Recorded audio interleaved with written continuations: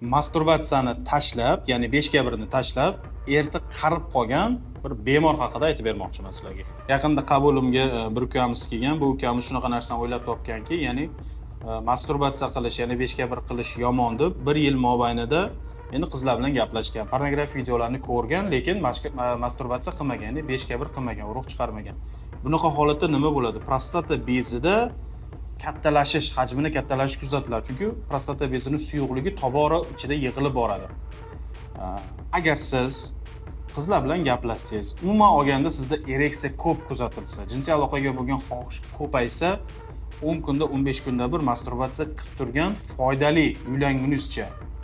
Bo'lmasam, prostata bezingiz tobora kattalashib boradi. Bu ukamizda ham 45 gram prostata bezi taxminan 50 yoshli odamnikidek bo'lib qolgan. Shuning uchun bunaqa holatda tavsiya, agar sizda shunaqa ereksiya holatda jinsiy aloqaga bo'lgan xohish ko'payib boraversa, hech bo'lmaganda 10 kunda bir marta urug' chiqarib qo'ying.